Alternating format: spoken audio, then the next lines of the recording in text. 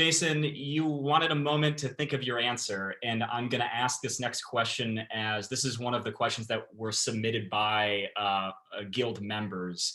So this may be something surprising you with a question like that I did. What's one thing that journalists do that frustrates you? This is for me, or can I defer it to Rob? I would like, well, I know both of you do deal with journalists on a somewhat regular basis. So, and this is this is a comfortable, safe space because we do want to think of this as like good feedback, the way that we can do our jobs better too. So you can feel free to use me and my hosting skills as an example if need be.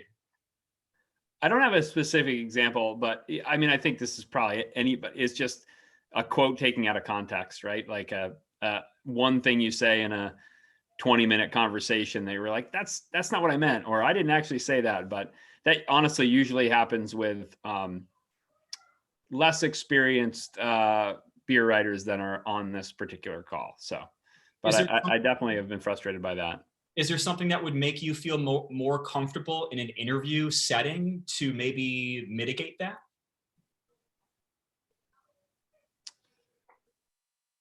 I don't know.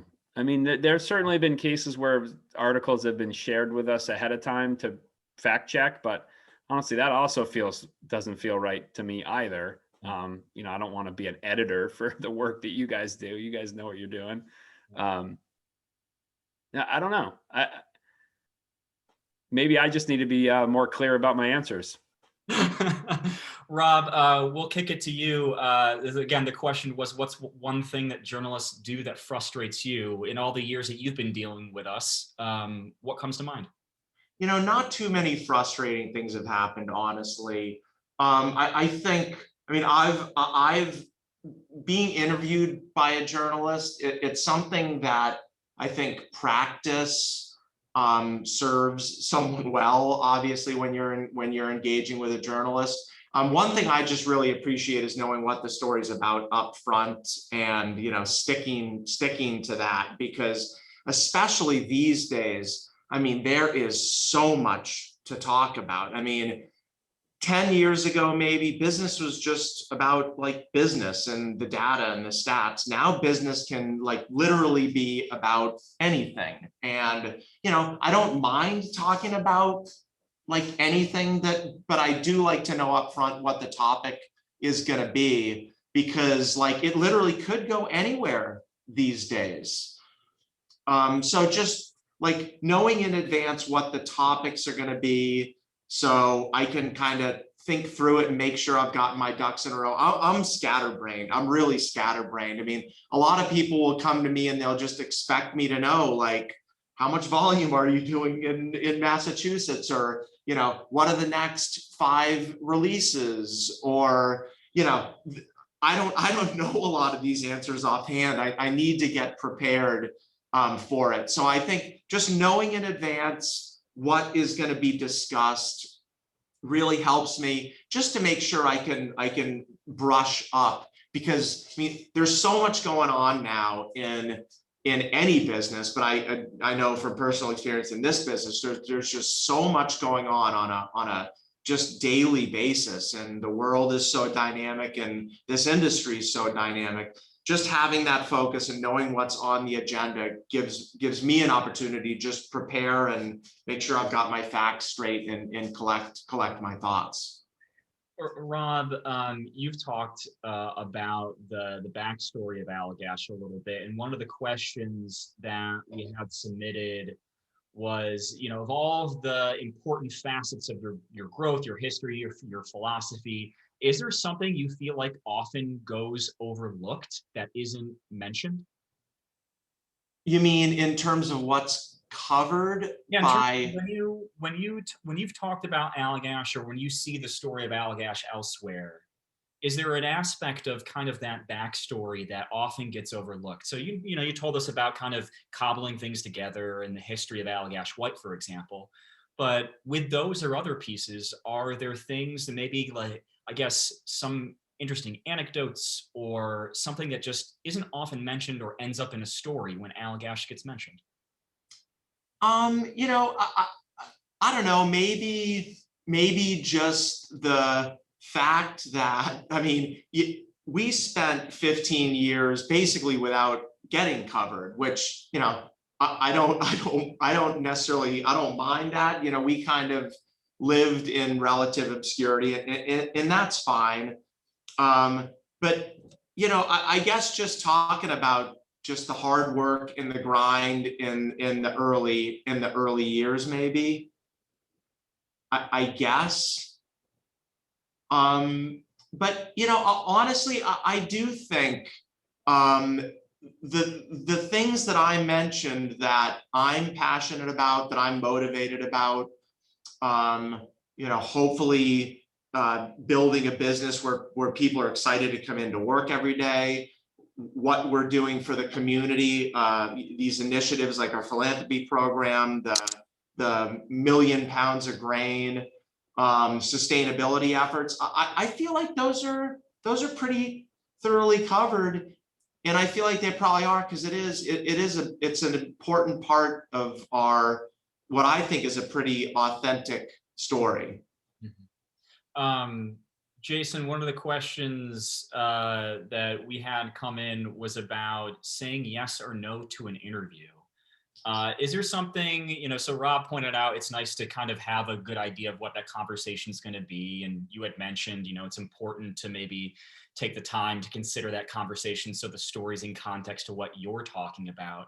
When someone writes to you or a colleague at Allagash asking for your time, is there something that you weigh in terms of saying yes or no to having that conversation? Yeah, I mean, there's always just particular bandwidth at the time, of course, but beyond that, I think Rob's point is really a really valid one of just understanding what, you know, what the conversation is going to be about. I think, you know, you think about any press conversations that I had 5 or 6 or 7 years ago, it was all about, you know, process and, you know, Brettanomyces and new hop varieties, and like, which I can talk about all day long for sure. But now the conversations are a lot more in depth, frankly, and frankly, a lot more interesting in sometimes. So I would just echo what Rob said, that, you know, understanding what's going to be talked about, and, you know, something, if that subject happens to be interesting to me, then I think the timing would be right. But unfortunately, just bandwidth wise, I end up having to, you know, say no to stuff just for that reason alone sometimes, depending on when it happens. Yeah, I want to, maybe this is another kind of like takeaway call to action for the group too, because it sounds like what you're talking about there, Jason, is one of which, whatever it was 10 years ago, those conversations might have been more focused on point of information and fact gathering, rather than today. It sounds like those conversations are more contextual, that they're more well-rounded and holistic. You're shit. Yeah, that's a great way to put it. Yeah, for sure. They're definitely, they're deeper conversations than they used to be, for sure. Mm-hmm. And I'll just add just one more. I mean, realistically, when you get to, we're not that big a company, but we're 150 employees. We've got a marketing department, and we are at this point getting like peppered with requests to do, you know, to do interviews on lots of different fronts, which is great. It's nice to go from, in a lot of ways, like caring about the brand, to now getting peppered. But we do have, like Jason said, we do have pretty limited bandwidth. And I would say, you know, honestly, everyone here would probably have luck. And I don't know how you would intuitively know this about a company, but something that the company is interested in, like in pushing or getting the word out on, they're going to really want to snap up that interview. And I'll give you one example. So prior to COVID, we were 70% restaurant and bar channel. And obviously when COVID hit, you know, we went from having a pretty sustainable model to not having a great model. I mean, it's not, we as a business were in big trouble because 70% of our volume went away. And we really quickly realized, if we don't start building the off-premise side of our business, the package side of our business, we were going to be in trouble. And really, we had a plan to build that side of the business, a multi-year plan. We had just put in a new canning line, but we accelerated that, and we took 4 or 5 years worth of plans to build the package side, squeezed it down into 3 months. And that was really mission critical. So I guess what I'm getting at is, if we got a call from a reporter that said, like, I really want to talk about your plans to develop like some new packages that you have coming out, we probably would have jumped on that, because it's very aligned with something that selfishly was really, really important to our business at the time.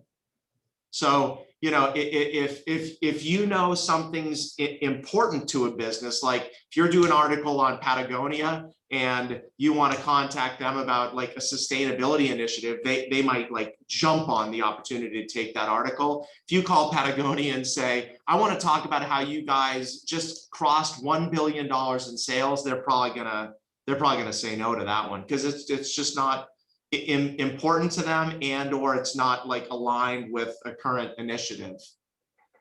Yeah. I don't know if that's helpful or not. It is, and I think just again, like giving that context of things that, you know, for people on this call and people who watch this as well, just thinking about when they do approach you, it's very much kind of getting a lay of the land in terms of what's happening, what's going on. And if people are tracking, you know, what's happening in the industry, spring and summer of 2020 with the fast shift to package, for example, that's something that you're talking about here, which also leads to another question that we had shared. And I'll tailor this specifically to Allagash because of what you just said, Rob, that with the changes you've had to make because of COVID, and you're talking about it in terms of the on-premise, the draft, which now had to shift so much toward off-premise like so many others. What's happened in 2020 and in the early stages of 21 that you think will stick around because it's made your company better moving forward? You know, one big thing, like I said, is the package side of the business. I mean, we were very aware that we had a lot of eggs in the on-premise basket, being 70% restaurant and bar channel. So we were very aware how many eggs we had in that basket. And at the same time, we were very aware of this like massive opportunity we had in the off-premise package side, in grocery, you know, C-stores, liquor stores, you know, independent stores. So we saw this huge opportunity, and we've always done things, we've always taken baby steps and been pretty cautious at this company and been incremental. And we were in the process of incrementally building that side of the business. We put a canning line in, and we had a pretty thoughtful long-term plan to very gradually roll items out. What COVID did is it forced us to accelerate that plan.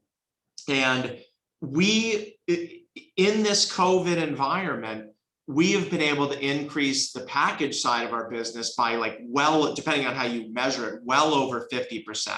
And the industry on the whole has increased more like 50% in the off-premise, or more like 15%, sorry, in the off-premise channel. So to answer your question, I think all that growth we made is going to stick around. I mean, one of our big initiatives was to deliver the Allagash experience to other facets of people's lives than bars and restaurants. You know, they were enjoying our beer in bars and restaurants, but they weren't taking our beer home. And we really wanted to bring that experience, you know, that we believe in, like and we can do so much more variety in the off-premise. So we really wanted to deliver that experience to people's homes, and you know, to their homes, to the golf courses, to their camping trips. And this COVID, you know, disaster on a lot of fronts has just accelerated that. I mean, we have delivered the Allagash experience to people's lives outside of bars and restaurants, and